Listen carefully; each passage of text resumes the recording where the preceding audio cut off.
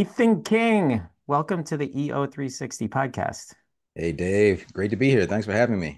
I'm really happy to have you. We've known each other quite a while through our just simply through the EO membership. You know, you're in Atlanta. I'm in Boston. You've been the EO president down in Atlanta for a period of time, but you're super engaged. I'm super engaged in EO, so we've bumped into each other a ton of times. Yeah, And so recently, when I saw you were on the docket to come to Boston to give a session on ChatGPT, Ethan, you know what my reaction was? It was what? like, "Oh, cool, Ethan's coming to Boston." I was like, "Oh, cool, another ChatGPT like session." I'm like, Uh-huh. "All right." I feel like, I've heard it, I get it, I've read all the articles, I see all the posts, all the newsletters. Like, I'm I'm done. Like, I'm good. I got it. Dude, you blew me away. Like it was awesome. It really was. And I mean that sincerely, which is exactly why I asked if you would come join me on this podcast. Yeah. So here's my thought. You have a really interesting background, as do many entrepreneurs, right? Like I think a lot of us have stories that entrepreneurs like to hear, and you've got that yourself. What I'd like to do is like, let's go back into your journey, but I also want to take a little time and maybe you can take us through some of the really common use cases. You've got this phenomenal book, really, really good. In fact, what I love about it is it looks like a workbook. Mhm. It's not really a workbook, but kind of looks like a workbook. It's big. It's like, I don't know how big it is, but it's like bigger than a piece of paper in terms of its dimensions. And Right. it's ChatGPT to double your business in 90 days. That's the name of it by Ethan King. If you guys are intrigued and you want this, you get all these cool downloads and updates with it. It's on ethanking.com. All right, so check that out. So how does it sound for a plan, Ethan? A little your background, and then we'll go into some of the very, very specific use cases where you've seen people pull value out of ChatGPT. And happy to do it. That's what it's all about. It's all about the journey and then steps to help you simplify your path to continue on your journey. Yeah, yeah, yeah. So let me tell people a little bit of what I know about you, and then we'll I'd love to hear go a little deeper into your journey, starting, as a baby. We'll go all the way back there. Having said that, though, let's date this. Like, I don't normally like to put dates into podcasts because, it's on demand. 2 years from now, somebody might be listening to this. But Yeah. given the topic and given what we're going to be talking about outside of your journey, of course, um, I think a date is relevant, right? Like in a year from now, a lot of this conversation may not be as relevant. Is that fair to say? Fair to say. Although I do try to teach some evergreen principles and philosophies that I believe are here to stay with AI. Some of the tools may change; they probably will change. So that part will be dated. But I do think that the way we interact with it, some things will remain the same. I wonder if like okay, date. So we are recording this is not the release date of this, but it is October 4th, that 2024 that we're recording this thing. All right. So having said that, uh give me an example of what you mean by like an ever in here I am getting into the chat GPT stuff. But what do you mean by like evergreen like give me an example of an evergreen use case for chat GPT that you think will be this everlasting gobstopper. Sure. Yeah. Well, the main benefit of of EO, of AI is that it has to know you and understand you in order to deliver the best Mm. assistance to you, right? Yeah. Yeah. So, where people make the biggest mistake with AI right now, as it's kind of in its infancy with the public, is that we use it right out of the box and don't do any customization to it. So, it all starts to sound the same. We've all probably read LinkedIn posts that you can tell, oh, this Instantly. guy used Chat GPT to write Instantly. this. Yep. You have perfect title case and the emojis and unlock this and dive and delve into this. I mean, Oh, it's delve. just That's the delve. chat GPT Yeah. giveaway is the word delve, isn't it? Who says delve, right? So customizing your I think it's an evergreen philosophy. Now, as we continue to evolve, it'll automatically be customized to you as our AIs begin to learn more about us. When you have robots in your house that clean your house every day, and they know your preferences, and they can also book your vacation to Italy for you and your kids because they know what all you guys are into and your ages and your dietary preferences. So the more AI knows about you, and you can customize your ChatGPT right now. And I'm always surprised that most people don't do this. What was the pre-work that I gave you guys in Boston before we even start the workshop? Customize your ChatGPT. Yeah, Go yeah. and train it. Tell it first. You got to do two things. You got to tell it about you. Tell it about yourself, about your business, your origin story. What are your goals in life? What are your core values? Tell it as much information as you can. Right now, you have 1,500 characters in your custom instructions in ChatGPT, and then train it on your writing and your speaking style so that it sounds like you. So that is the fundamental thing that I think will not change with AI. It'll continue to get more automated as we evolve and our AIs know about us. But that's kind of the evergreen philosophy there. You know what I'm looking forward to? It actually, that's the wrong way of putting it. Ethan, I'm in a different stage of life than you. I'm in my 50s. My dad is 86, Mm-hmm. and he's got dementia. He's in Mm-hmm. assisted living. Um, Sorry to and hear so that. I'm seeing this uh his lifestyle. I cannot wait till I have an exoskeleton, which is gonna be awesome, by the way. And so I'm no walkers. We're not going to use Right, walkers. We're going to have right. exoskeletons. So we're going to get in this exoskeleton.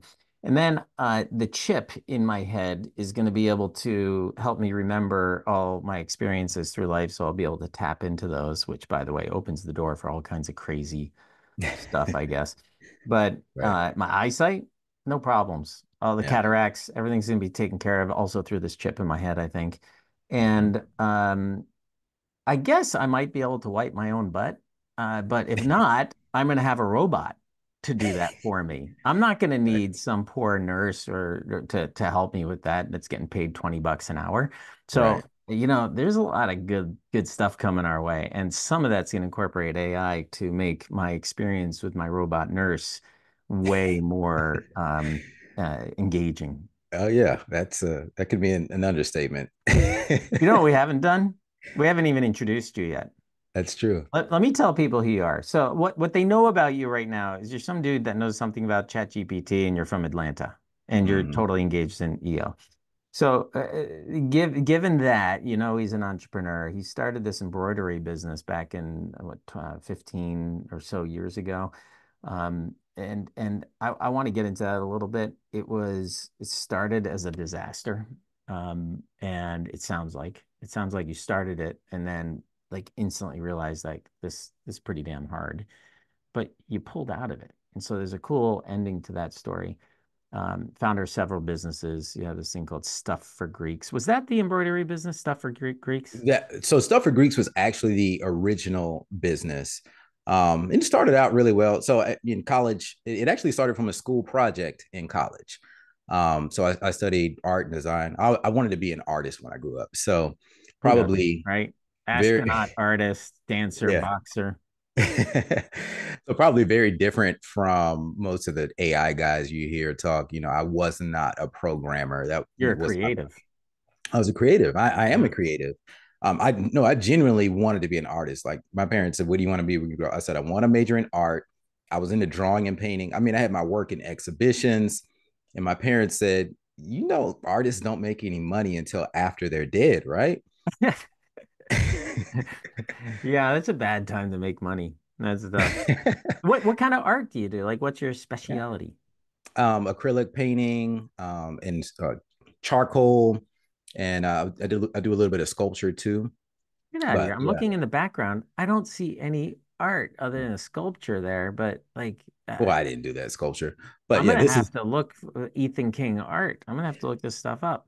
well. Here's the thing, Dave. That my parents were right, and I haven't really done a lot of art since high school and college because I quickly found out, yeah, this is kind of the slow path to making money, and I wanted to make a lot of money, so naturally, Because you were sidestep. in high school. Who in high school doesn't want to make a lot of money? Like that to me, at Right, least back in the 80s, and I don't know when you're in right, high school, but like for me, like it was all about yeah. money.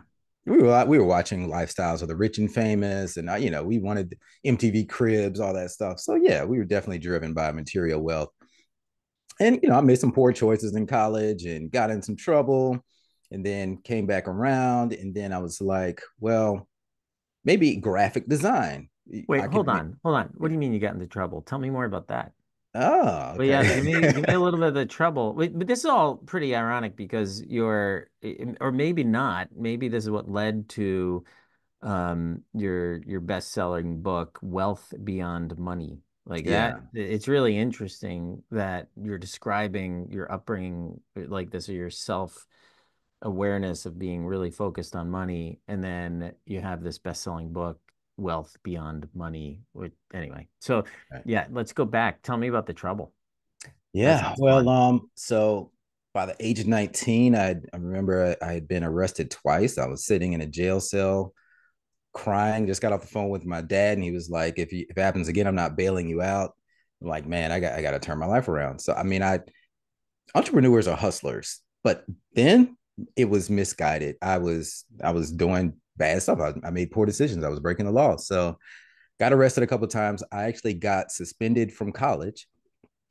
This is the University of Georgia, by the way, not a small school. And I remember I got summoned to the president's office, and he actually suspended me for like disciplinary problems.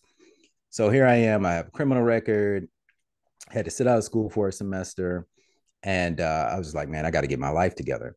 So I Even finally, you're not the first person that's been on this podcast that's either been in jail or has been sitting in the dean's or the president's yeah, office at a university. Trust me, you are not the first person. In fact, it seems to be an outrageously common thing among my guests in this podcast. it's the rite of passage for your guests. Um, but yeah, so Michael, I remember it like it was yesterday. Michael Adams, and he shows mercy on me, doesn't expel me, allows me to come That back and was the graduate. president, Michael Adams. Yeah, right at the time that was the Yeah. UGA president, and I couldn't get a good job coming out of school. I mean, I was an Yeah, art I wonder major, why. right? I had a criminal background, and I That's actually weird. ended up working at this strip club, taking out the trash and cleaning up. I was a bar back. Yeah, they don't care so much, right? About your background. Yeah, yeah, just whatever. So I was working nights there while I honed in my. I was taking classes on graphic design and digital multimedia in the daytime to channel the my creative energy into something that would actually make money. So that's how I got into graphic design. And as a school project, we had to. It was a branding class. We had to create this fictitious company and design the website, the business cards, all the collateral for it. I know where I this is had going. Yeah, I had recently pledged my fraternity. So that's all I was thinking about. I was zealous. I was designing all the jackets and the paraphernalia and all the flyers. So for my school project, I created this company called stuffforgreeks.com. And I actually registered the domain name. This is in like 1999. So I grabbed that domain, and now what are we 25 years later? Stuff for Greeks is still around. I mean, we're still one of the top players in the fraternity and sorority apparel space in the nation. But it started out this project, and then we started getting real orders from across the country. And people said, well, I want you to design our jackets. I want you to do our t-shirts. I was like, well, I'll design your jacket, but you go get it made wherever you are, because I didn't know how to sew or anything like that. And people were like, no, I want you to make it. I want you to make it. So we figured out how to do it. We went to a trade show and learned embroidery and bought our own machines. And, now we have our headquarters. We bought an office building in West Midtown, and we ship all over the country. So then in 2015, And I'm sorry. you're still running that? Yeah, still running it. Yep. And how much time do you say in any given week? How much time do you think you put into that business? Um, right now, I'd say probably about 18 hours a week. Wow, Yeah. that's significant. Like that's Yeah. not like you're monitoring stuff, you're checking in on things. Like you're actually still in the grind there. Yeah, yeah, and we have very much due to the automations and the processes, and I'll get to that phase in the journey in a minute. But when we opened Zeus's Closet, which is our first retail store, we opened that in 2009. When we outgrew our home basement, and bought the office building. Well, we had extra space. People were asking us for a store. We didn't want to be limited to just fraternities and sororities since we would have a retail store. So we called it Zeus's Closet to pay some homage to our Greek origins, right? Hmm. But it's like, you know, you dream it, we design it. We're like a tattoo shop for your clothes. What would the Greek god Zeus wear? You wear whatever he wants, and you can make it lightning fast. So we offer as fast as same day Ooh, well done with embroidery. the lightning there. Yeah. I see what you did. Good He job. was what was Zeus the god of? What was his thing? He was king of the gods. Oh, Uh, he was the man. yeah, he was Yeah. the boss. All right. And so yeah, so we do a lot of stuff for the film and TV industry now. We do custom wardrobe. We had jackets worn on the Grammys last year by the original hip hop group Grandmaster Flash and the Furious Five. So the entertainment, we make these very elaborate custom jackets. So we're not just like the run of the mill put your logo on shirts type embroidery company. I mean, of course, we do some of that, but that's not our main thing. It's really like Dave Will wants his face on the back of a jacket. Oh Yeah, yeah, he does. yeah, Can you let's embroider imagine it. that? Let's bling it out. Yeah, we do that kind Oh of stuff all the time, man. and we love it. So I get to channel that art into the canvas, but the canvas is closed.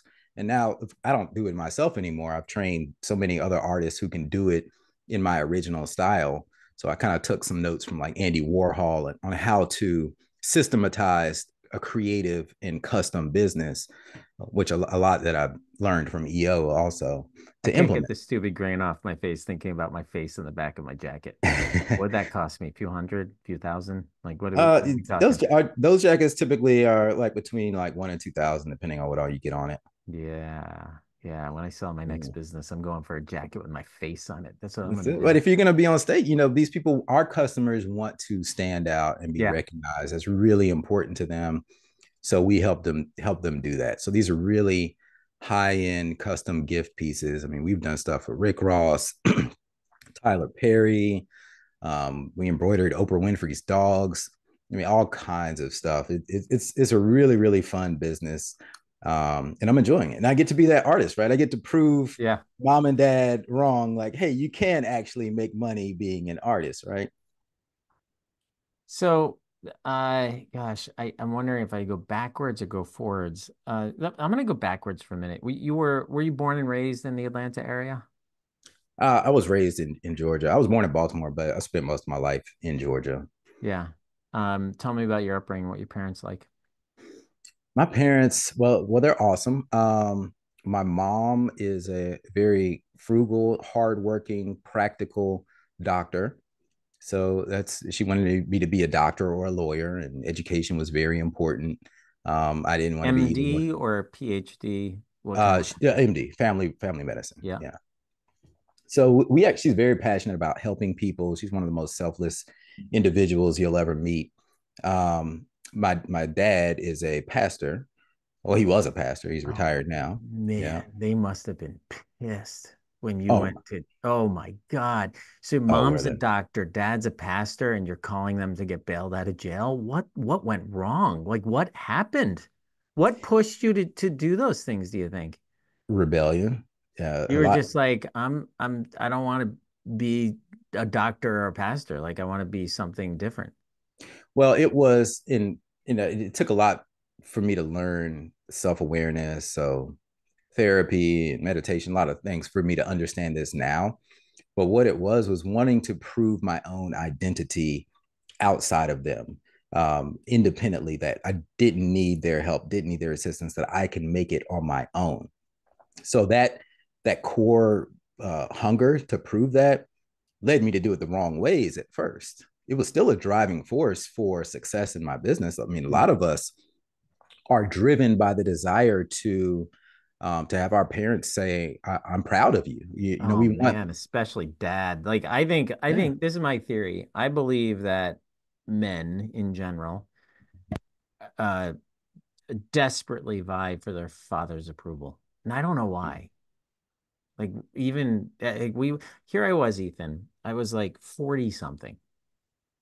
And um my dad kind of knows what I do, but like he knows I've started a business and it's kind of the extent of it. And I was doing a webinar on something, nothing really fascinating at the time. It was a learning management system that I ran. And I did this webinar. I'm like, hey, Dad, you want to come to the webinar and see what I do? And so he came, attended the webinar. Afterward, I called him. I was really looking for some praise. I was like, so, and 40 something years old, Ethan. Yeah.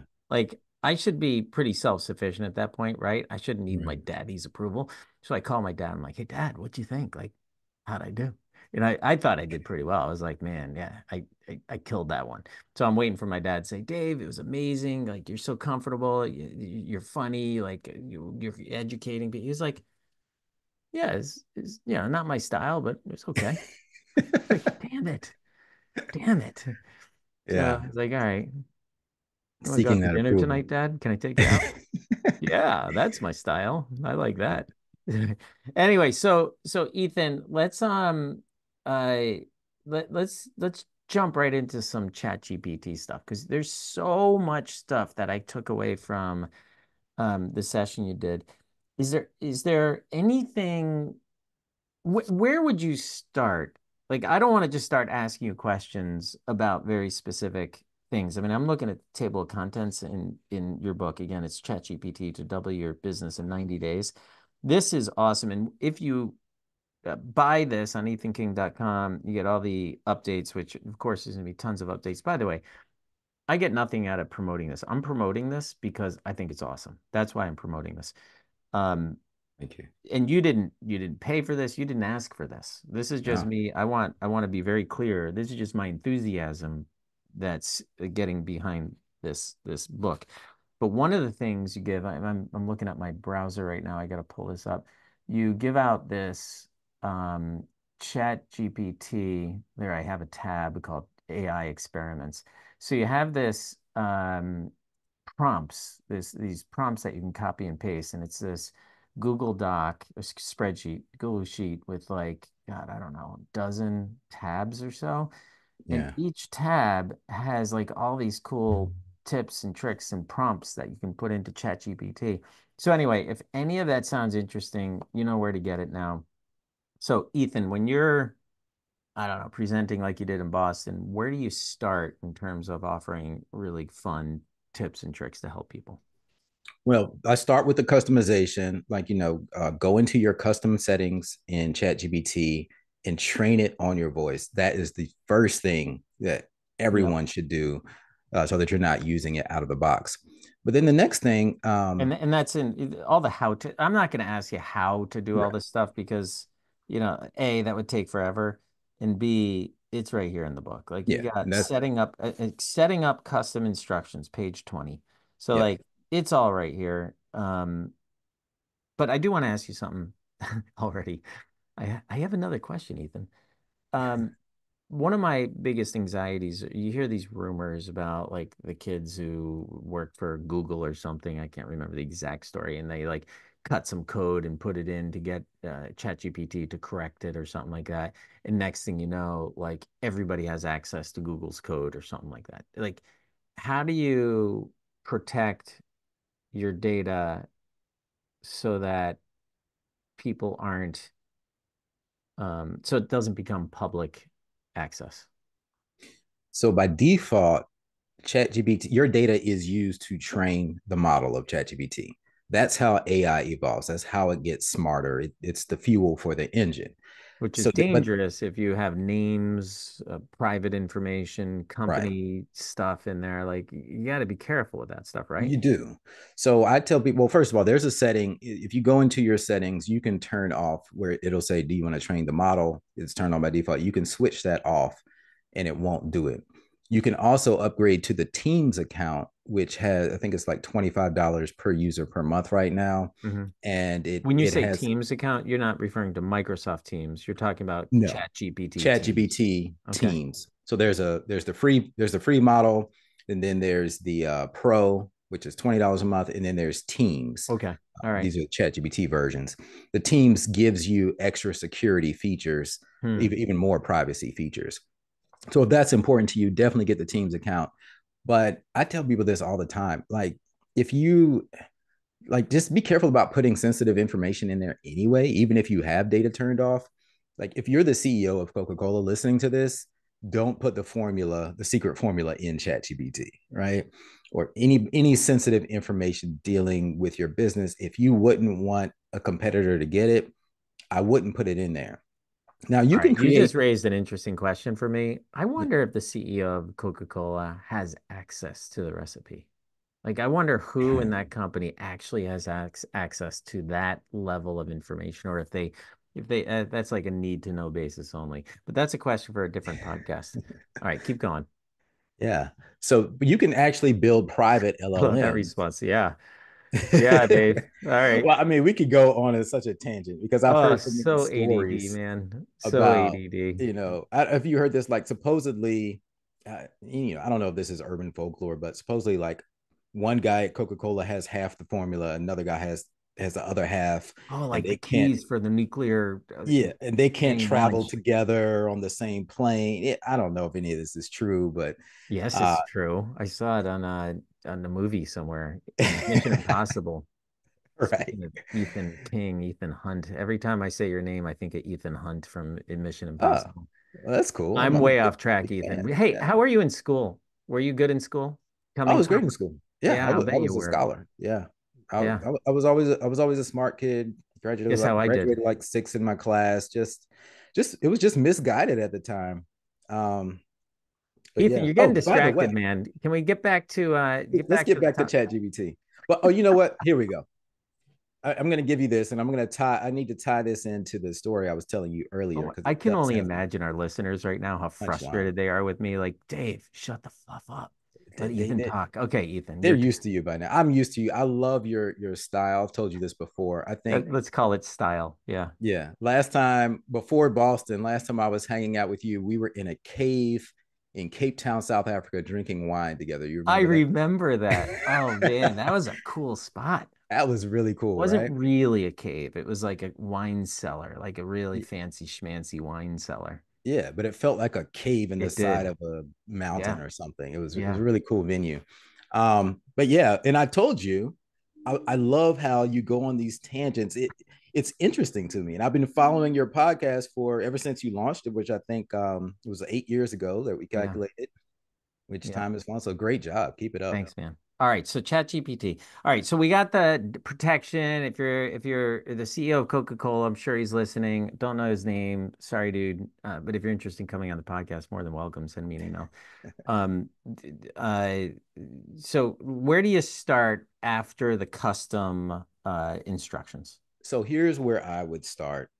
Most businesses are probably not putting out enough content on social media right now. I know I'm not. Yep. Yeah. So that's the first place I would go. And yeah, I shared in my workshop, if you look at recent stats, searches on Google are declining.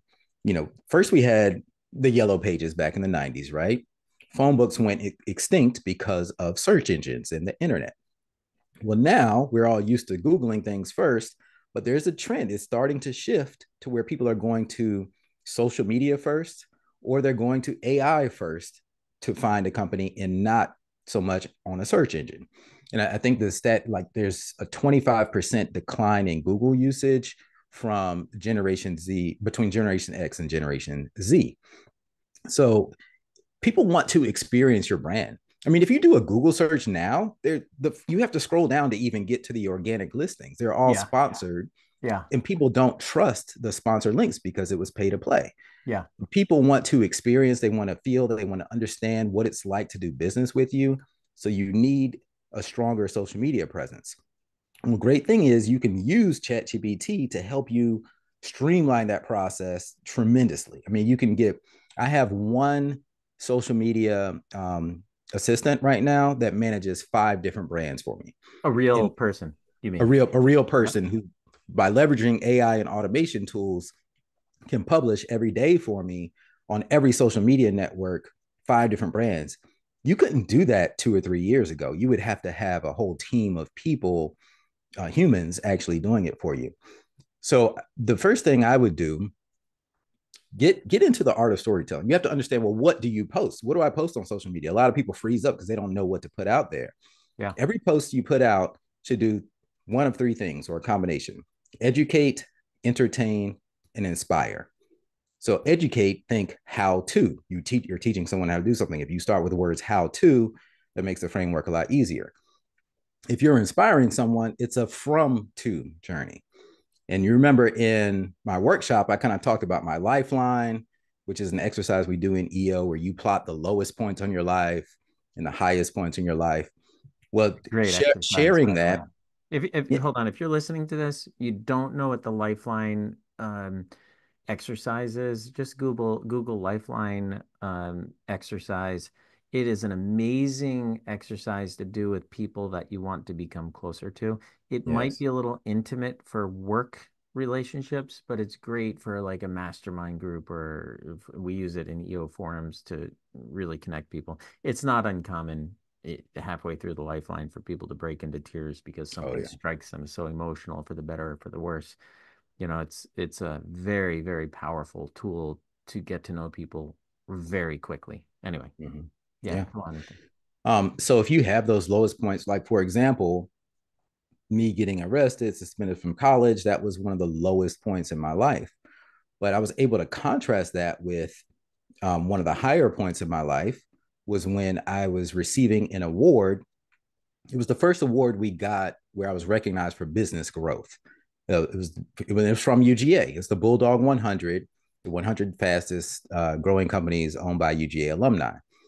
So when I got up to get this, we've been on the list 4 times now. But the first time we were on that list, I got up on stage and guess who handed me the award, the trophy? It was that same president, Michael Adams, who had suspended me from college in his office a decade earlier, Oh, was that's now giving amazing. me an award for business growth. And had You I must not have done that brought that up, lifeline, right? You huh? must have brought that up, right? Like that Oh must have no, been a part of your acceptance, no? oh no, no, no. Well, Oh, first of all, I totally would have. What a it was great a line of story. people. It was a line of people. So you stand up there, you get the photo, and you got to I move on. see. I see. Okay. Yeah, at the Not like time, I a was not like thinking, a Grammy where you're giving a speech. no, no speech. All right. So at the time, well, I think if you're number one, you get to give a speech. I was like number 28, but at the time, I was thinking, man, I hope he doesn't remember who I am and take the award back. But no, I it's don't think that would happen. that was one of those full circle moments for me. But I wouldn't have realized it if I weren't able to connect the dots, but like on the lifeline, like low point, high point, and kind of draw that parallel because there was a 10-year gap. And of course, a lot of has happened in that 10-year span. So I bring that up to say, and how does this relate to ChatGPT? That's storytelling. And that's what you want to input into your social media posts, into all of your writing. You're writing articles, LinkedIn posts. People want to go on that journey, use it for case studies. Well, we had our client was here, they were struggling in this area. It could be anything, weight loss.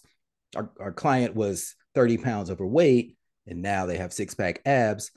And it's because of our product or our framework, our routine, whatever it is. So whatever you're selling, you go from low point to high point, you let people know that this is the vehicle that got you there. And you can program that. And I give the prompts to put that into your ChatGPT output. You can tell ChatGPT, I want you to speak in a from to manner, and it'll automatically, and you have to give it real context about things you have done to address a situation, to address a problem that your business solves. Otherwise, ChatGPT will make up things. So that's a very important thing to remember, but you can tell it how to speak in that like from to model or like the pain agitate solution framework, things like that. Ethan, I want to give an example of something. I don't think this was the homework. The homework you already said. The homework for us was to customize ChatGPT and train it on our voice, right? That was Mm-hmm. the homework. And I did that. I took a bunch of my blog posts that I've written, I put it in ChatGPT, and you had the prompt ready to go. And so I plugged the prompt in with all my examples. It said, great, I know how you speak. So now when you tell me to say something in in my style, it will mimic that language. So a prompt that I'm looking at right now, I had to pull this up and go back in time. It said, this is related to social media posts, and that's why I'm bringing this up. The prompt was, do some research for me. And these are your words I pulled right out of your spreadsheet. Do some research for me, act as an expert social media marketer. Tell me 10 frustrations, 10 desires, 10 fears that, And then there's like a blank, and I plugged in because my software is around member engagement for associations. So I said, 10 fears that membership and marketing staff members for associations experience when it comes to member engagement and member retention. Put it in table format, label x-axis 1 to 10 and y-axis frustrations, desires, and fears. Mhm. Unbelievable. In a second, Yes. it comes out with these 10 things. And I'm reading through this table of frustrations, desires, and fears. Nailed it. Like, Yeah. nailed it. Like, these are exactly the conversations I have with people in the industry that whose jobs are focused on engagement, engaging members.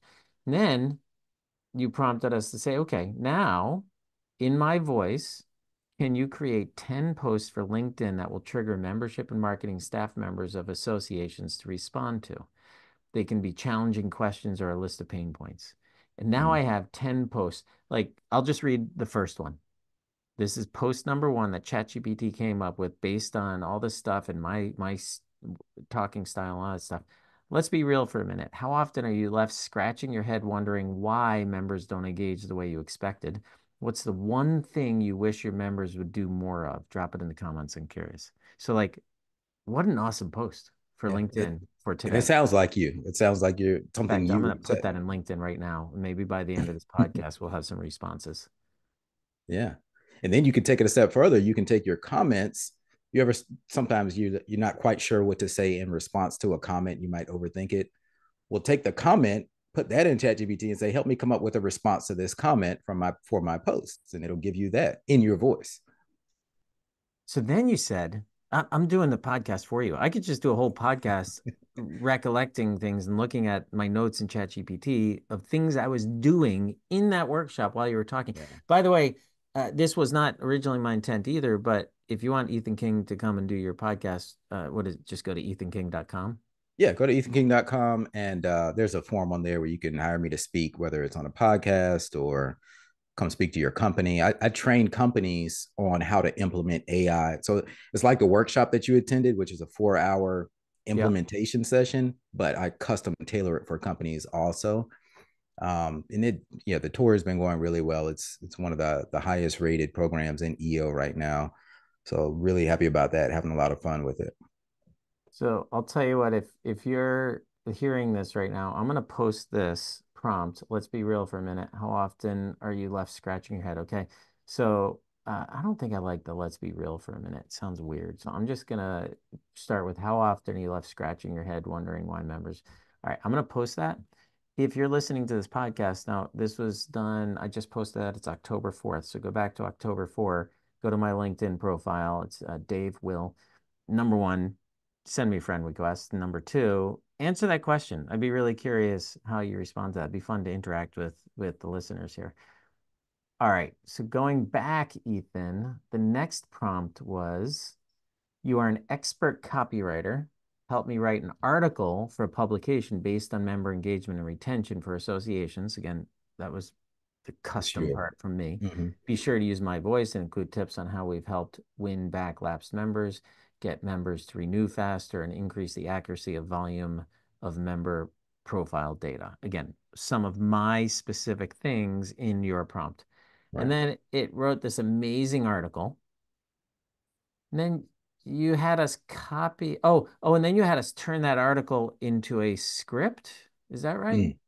Yeah, we did a few things with it. So because it's customized and tailored to your voice, I had you guys run it through an AI checker, That's right. and Yes, mhm, yes. and it'll give you a score as to whether it reads as human generated content or AI generated content. And the higher your score is, the more human it sounds. And if you have your chat GBT trained correctly, you should get at least an 80% human generated content, even though ChatGPT wrote the article fully for you. Hmm. And I showed you guys an example where I've gotten 100% human generated content, even though I didn't put not one word in it. It was all generated by my ChatGPT. And I think your son was there too. And he got a Yeah, high that's score. right. Yeah. Yep. Yeah. Zach, he got a high score on his. Hmm. So it really works. But again, you have it tailored to speak in your voice. Ethan, I'm going to have my son on this podcast, actually. I'm a little nervous about it because it's a very personal thing, but I'm going to Mm. interview my son about what it's like to start a business at a young age with a father who is your mentor and kind of like Mm. also your father. And like that dynamic, that relationship, it's a bizarre one. I think that'll be a fun podcast. Well, he's a sharp young man, so you should be proud. He is a sharp young man and a pain in the ass. Um, and awesome, Zach. I know you are. Love you. So, um, so So the then you can take the script. I think this is where you were wait, hold going. on. The tester, this is in the spreadsheet you give out, but it's Right. writer.com/AI dash content dash detector. So Mm-hmm. but again, this link is in that spreadsheet that you give to people. And it's a great place to test your detection score. All right. So then Right. what? And then you can also run it through a plagiarism detector. That's the Oh next link I man. had on there. Because ChatGPT is getting its information from the internet. So you have to, there's a chance that you might plagiarize someone. But it came back, I think the example I gave came back as 92% unique and 8% plagiarized. Isn't that a And problem though? hmm? Like Is it? the 8%, that doesn't sound good. Well, it Which, highlights which parts are oh, plagiarized. And then oh, so you can okay. go like it was a specific title that someone else had used that exact sequence of words. So then you can just go change that and make it original. Now, what's funny, and I do want to put this in here because let's talk about ethics. And I think it was someone in your session who said, "Man, this feels like cheating." And if you and I likened it to long division. Now we all learned how to do long division in like what fifth grade or something. But if someone comes to you and says, "Hey, Dave, what is 2,560,000 divided by 25?" Are you gonna pull out a piece of paper and write that down? Are you gonna do it in your head? I'll bet somebody's already done it, by the way, that's listening to this and they know that one because that's probably a pretty easy one, given Yeah, that I it's a gave you an quarter easy of that. number. But Yeah, but no, I'm pulling out a calculator. I'm pulling cheating. out a calculator. It's Yep. normal now. At some point, I don't know when calculators were invented, but I imagine that when they were, everybody felt like, "Oh man, this is cheating." But now it's normal. We Yeah. expect you to use a calculator. If you don't pull out a calculator and you pull out a piece of paper, I'm going to think, what is wrong with this guy? So we're on the beginning edge of what's going to be normal. To have a digital assistant writing for you in your voice is just a normal thing. But you do still need to make sure that it sounds authentic, that you actually have your authentic experiences in there, so it's not made up, and that you're not plagiarizing other people. So that's where the ethics comes in, and I wanted to make sure I put that in there. So my business partner, Cameron, I just spoke with him this morning and I mentioned to him I was going to be interviewing you, and he's also from Atlanta. Hmm. You got to meet him. He's a good guy. Super super smart software developer. Anyway, so Cameron, I mentioned this to him, and he says he went to a session a week ago or so where there were 5 or 6 university presidents being interviewed about certain things, and they were asked about AI in the application process and what are your thoughts on using AI? And like the first 4 came up and they were like, no, we don't allow that. If you're caught, it's going to be a problem. Hmm. And then the Georgia Tech guy got up and he's like, we love it.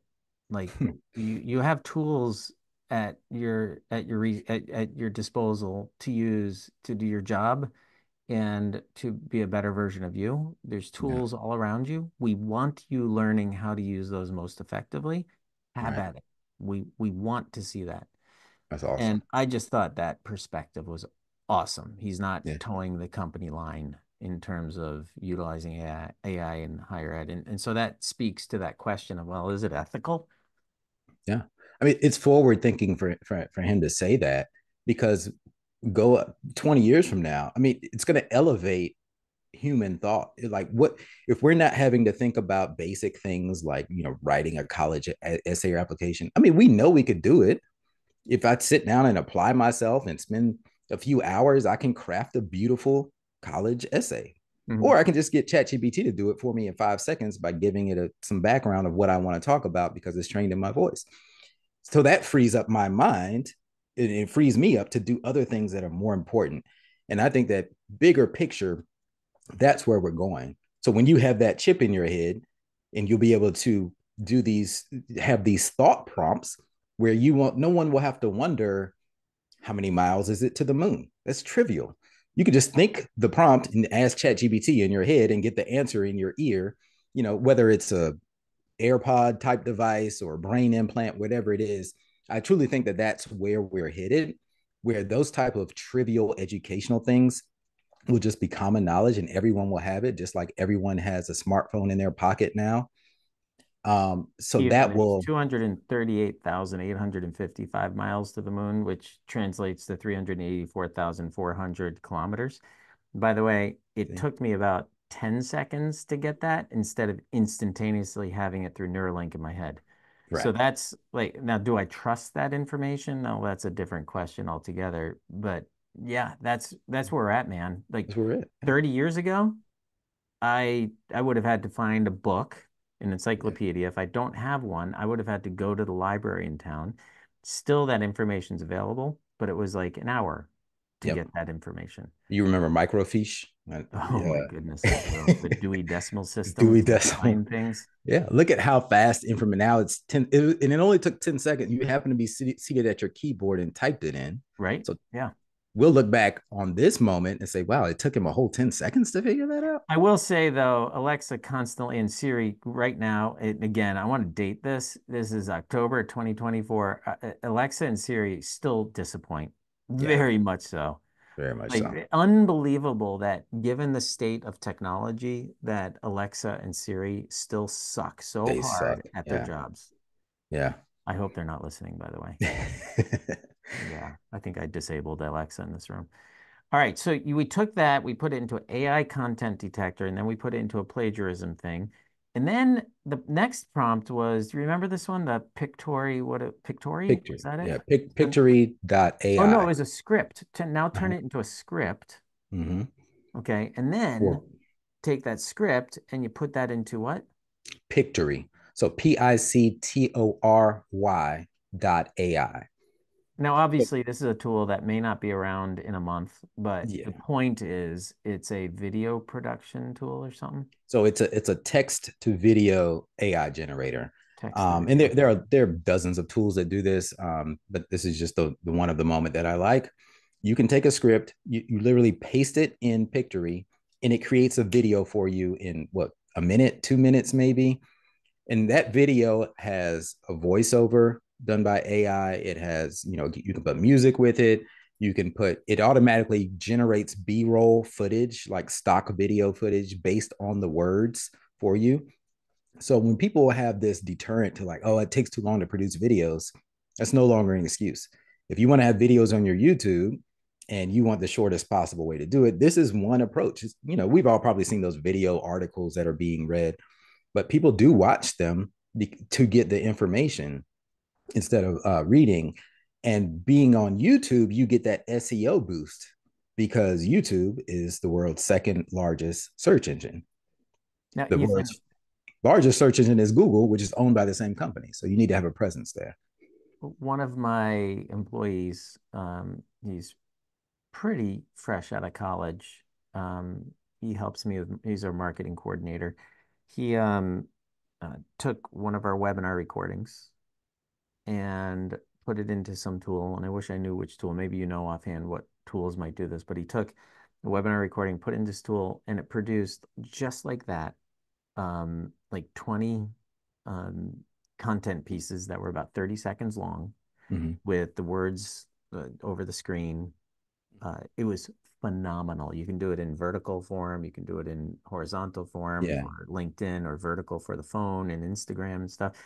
It was unbelievable. And I had a Yeah. hard time finding a clip that wasn't any good. Like all 20 clips were really kind of cool in the piece of information it chose to present.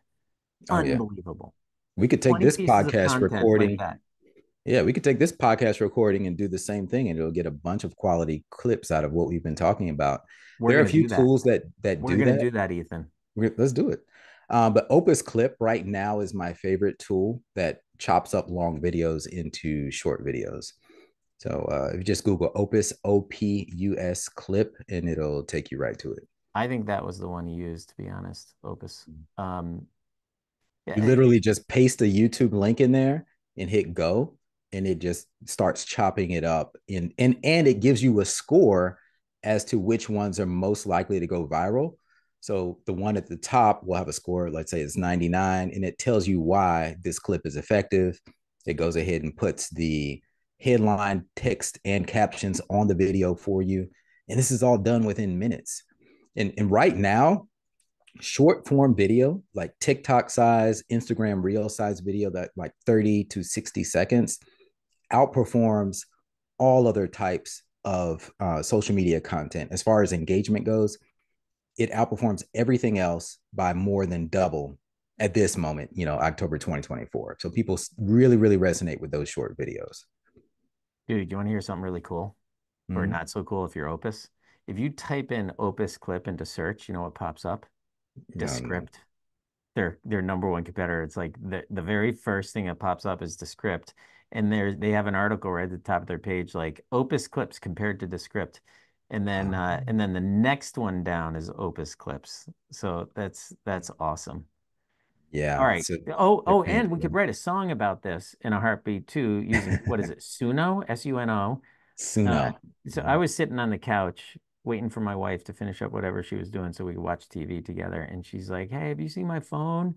And I was like, "No." And she's like, "It's not there next to you." I was like, "No, babe, not here next to me." And so she's like, "Yeah, can you call my phone?" So I called her phone. Guess where it was? Where? Right next to me. So it literally rang right next to me. So I thought that was worthy of a song. So I plugged in that quick summary of what just happened into Suno, and it wrote five versions or so of that experience where my wife said, "Where's my phone? Oh, it's right next to me. What am I going to do?" So Opus, really fun. Not sure how to use that for marketing, but a hell of a lot. But Oh, here's how, Ethan. Suno.com. Yeah. I saw somebody get up on stage and there was a song like all about them. I was like, Mm. next time I do a webinar, I'm gonna have Yeah. a song about Dave Will. Talk about Your ego. own theme song. Right. You talk about ego, man. I'm gonna have my theme song, Dave Will's coming to the stage. So Yeah. that's how you use Suno to sell more stuff.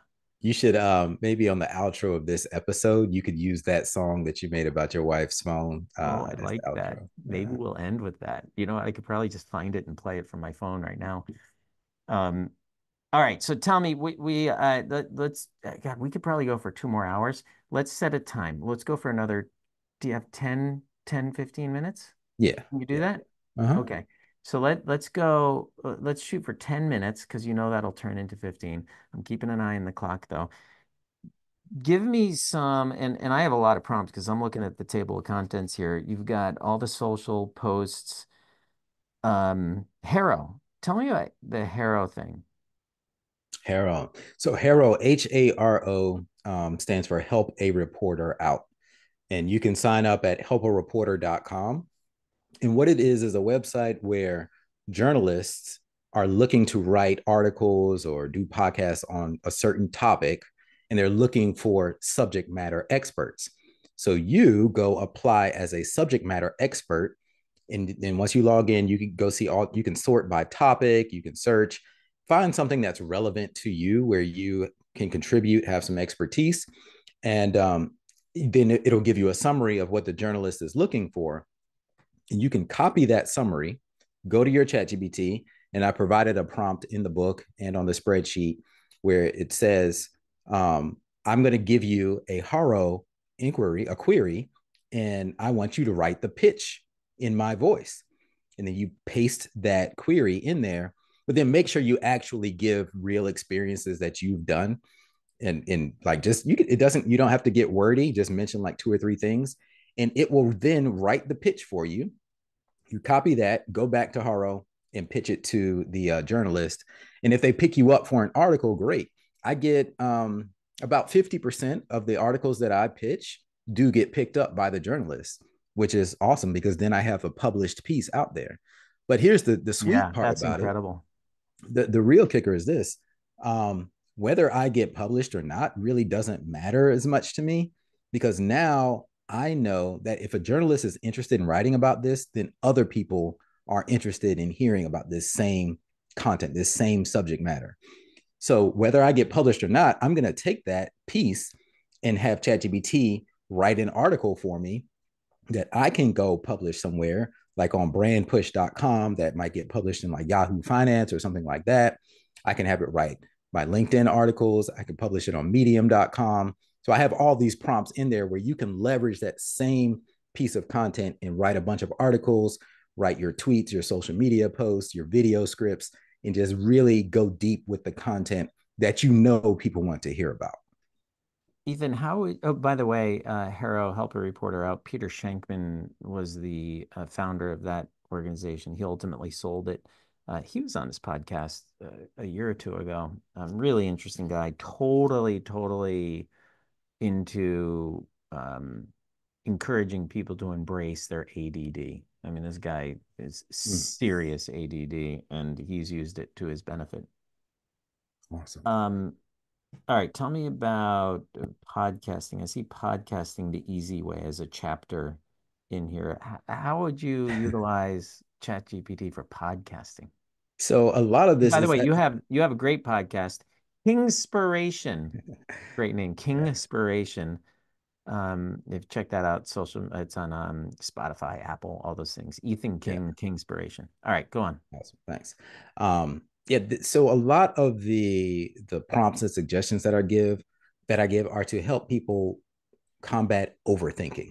A lot of times we don't do things because we think it's too complex, and I'm here to give you the most simple, actionable approach. Nobody's So if ever you're accused me of overthinking anything. If anything, I underthink things. Is that a thing? Yeah, uh, I'm an underthinker. underthink. Go Well, ahead. you're a great podcaster naturally. I mean, you're built for this. But most people are hesitant or don't know what to say, or they're like, oh, I don't want to commit.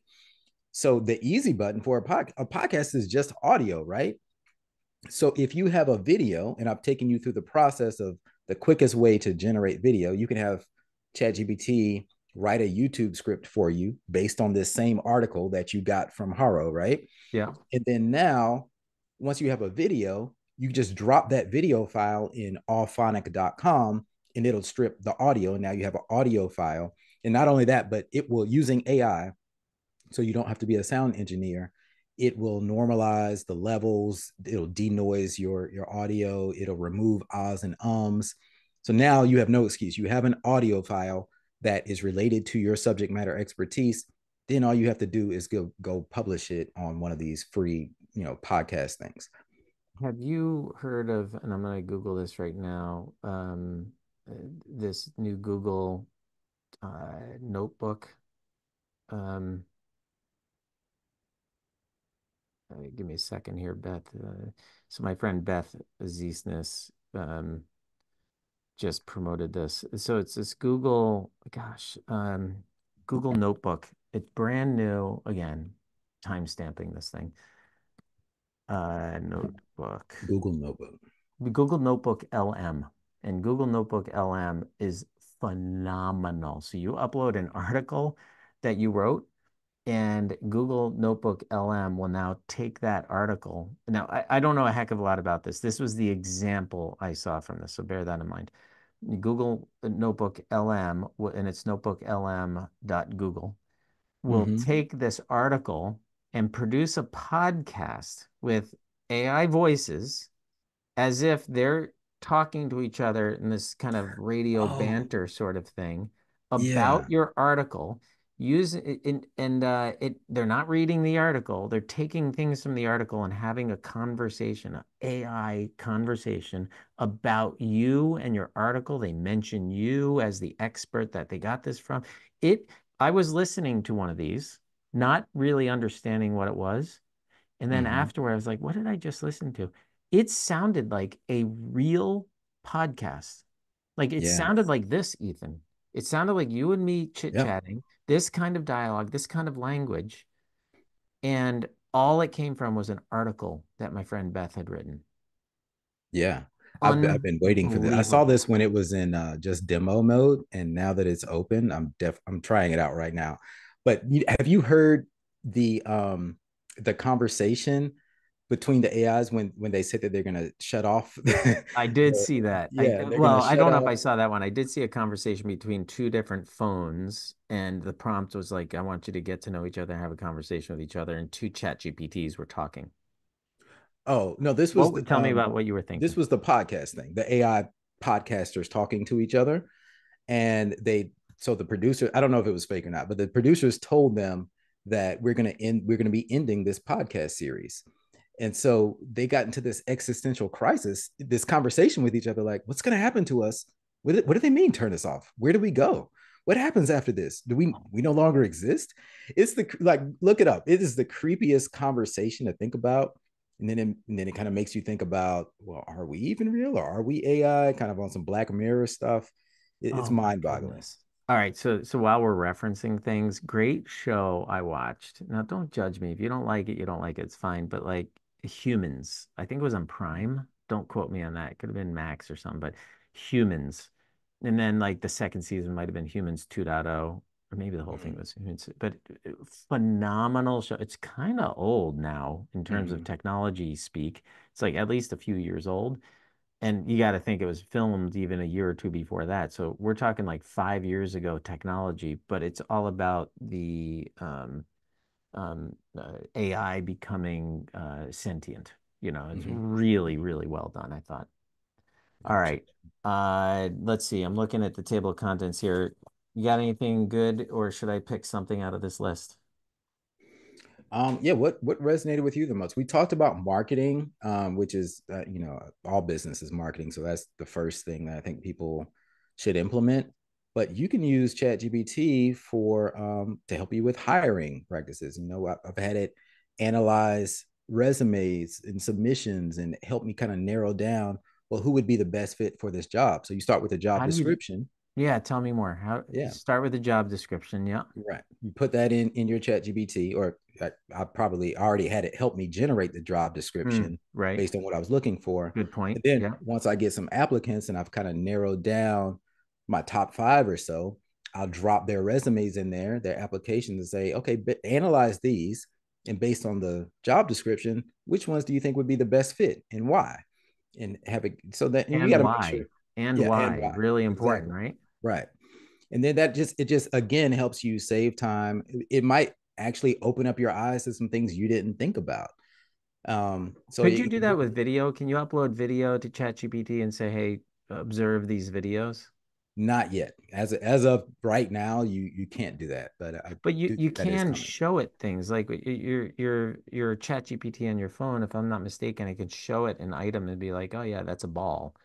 Yeah, as of Um, right now, and this update is coming out really soon, where it can analyze video in your environment, like basically kind of like you're FaceTiming with it, and it can recognize what's going on through video. That's the coming update. But as of today, this moment, you could put a photo in there, so it has to be a still image that it can analyze. there's tons of marketing things. Tell me, like I see trade shows in here. Clearly, I didn't read the book yet, but tell me about trade shows. Like, how would you use AI for trade shows? Yeah, well, you tell it what the trade show is, and it's if it's a trade show that's been around for a while, ChatGPT probably already has extensive knowledge of the trade show. So tell it the trade show you're going to. Your ChatGPT should already know about your business and what you do, and then you just tell it, "Hey, I'm going to this trade show. Give me tips on how to get the best usage out of this trade show. Like, tell me how to decorate my booth or some things I should do. Give me a checklist." And it's going to draw the parallel between your current business, the trade show you're going to, and give you specific steps that relate to you so that you can make the most out of that opportunity. We're always trying to figure out gadgets or giveaways or clever ways to draw people in or clever ways to get people to sign up for a demo. Great questions to ask ChatGPT. All right, let's end with this. I remember you ending the session with designing your future self. You want to talk for a minute about that, and then we'll wrap? Yeah. So I had a business coach slash life coach at one point that helped me with this visualization process. This was years ago before ChatGPT, but helping me figure out my direction in life. And she had me go through this meditation, and I envisioned encountering a person who happened to be me, but the 25 years from now version of me. And then think Was this about like what an it, MDMA sort of yeah, it counseling felt, session? it definitely felt a little bit tricky, a little bit It's trippy, but it there were no sounds a little substances in this one. psychedelic. But yeah, you imagine if you could meet yourself from the future. And it made me think about like in Back to the Future, the movie Back to the Future 2, when old Biff came back and gave young Biff the sports almanac and made him rich. But if you could talk to your ideal future self and have a conversation with this person, what would they? That's like the ultimate mentor. What would that person? How this is how I got to where I am today. This is what I've accomplished.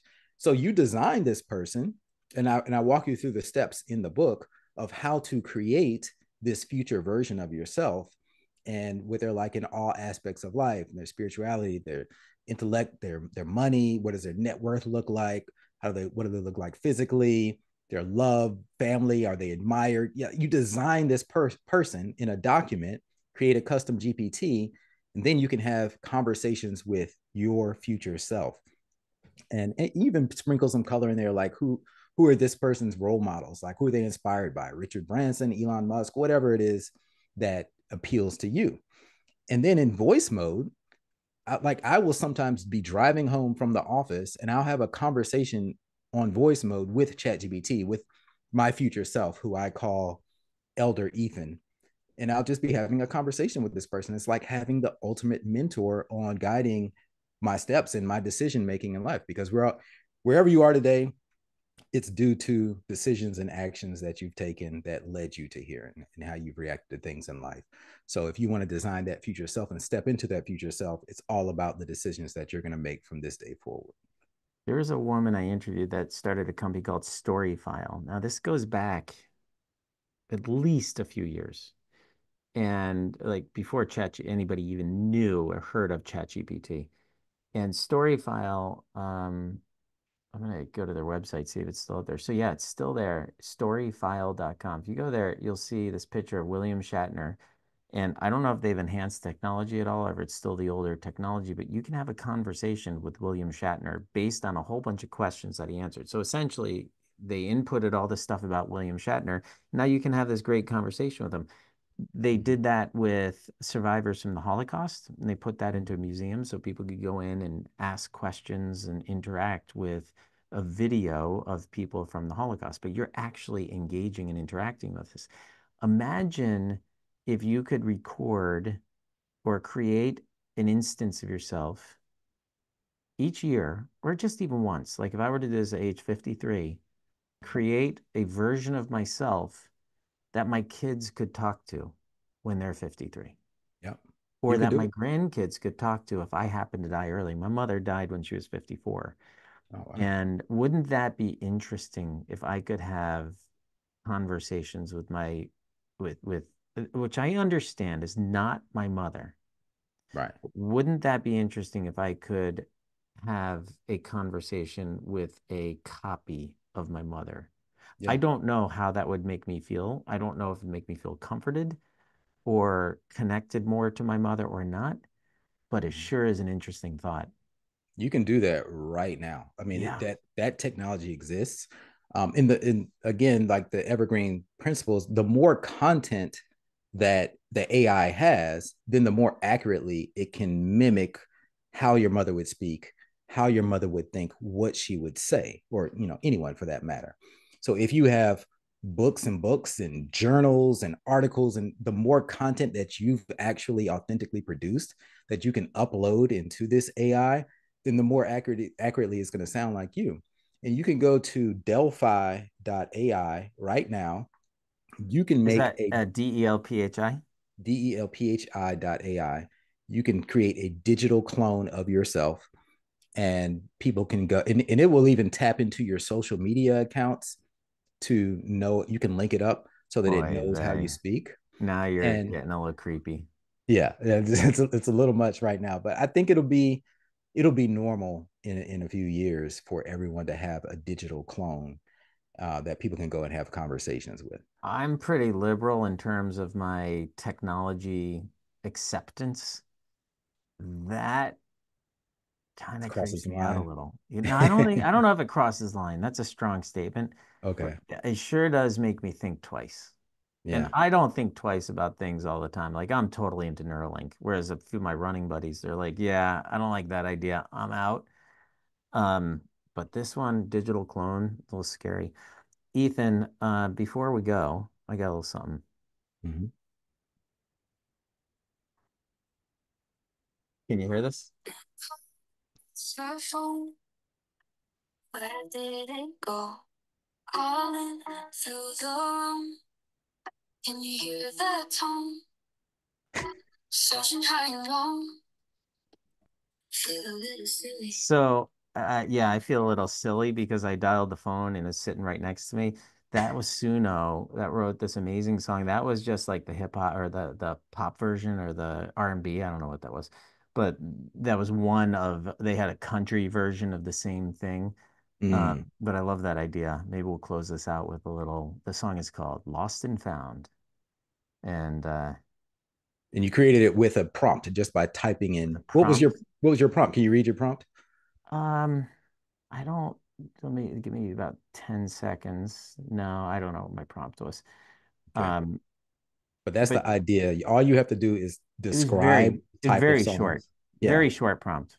And Like it'll create my wife something lost her post-punk. phone, asked me to call it, uh, or asked me if it was next to me. I said no. She asked me to call it, so I did, and it was right next to me. Like that was the prompt. Can you write a song about that? I'm kind of embarrassed. It was awesome. All So, right. Let's hear it. Ethan, ethanking.com. I really, really appreciate you coming in here and sharing a bunch of your secrets. This was a fraction of the stuff that you took us through in a couple hours in Boston. Really, really blew me away, even though I felt like I was in tune with everything. Like I was like, I used AI stuff. Like I got this. Like, I don't know. I'll just, do my emails while Ethan's talking. I love Ethan, but like respectfully, Ethan, I got this. I was blown away from like within a minute or two you've been up there on stage. I was totally into the workshop. So thank you for that. Really appreciate Thank it. you. And thanks for joining me today, man. All Anything I right. can do for you, let me know. All right. It was fun. Thanks, Dave.